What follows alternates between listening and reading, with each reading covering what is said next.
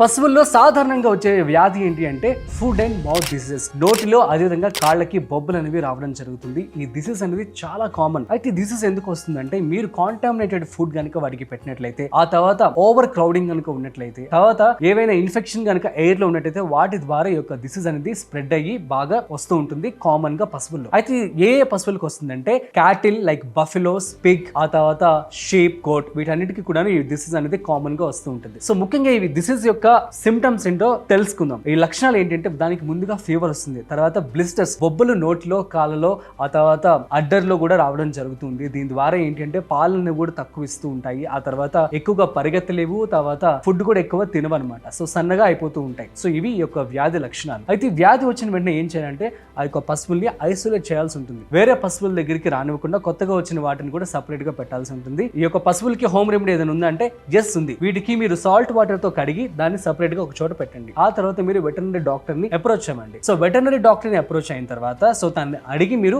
ఈ యొక్క FMD diseases, food and mouth diseases వల్ల ఏమైనా పశువులు కనుక చనిపోయినట్లయితే మీకు ఇన్సూరెన్స్ అనేది రావడం జరుగుతుంది. గవర్నమెంట్ ఈ యొక్క స్కీమ్స్ కూడా పొందుపరచడం జరిగింది. సో మీరు తనతో మాట్లాడుకొని పశువుల డాక్టర్ తో ఈ యొక్క స్కీమ్స్ కూడా మీరు తీసుకుంటే మంచిది. వెటర్నరీ డాక్టర్ వీటికి సంబంధించినటువంటి యాంటీసెప్టిక్ కావచ్చు, మెడిసిన్స్ అన్ని కూడా ఇవ్వడం జరుగుతుంది. సో అసలు రాకుండా ఉండాలంటే ఏం చేయాలంటే హైజీన్ గా మీరు పెట్టుకోవాల్సి ఉంటుంది. ఓవర్ క్రౌడెడ్ గా ఈ యొక్క పశువుల్ని పెట్టకూడదు.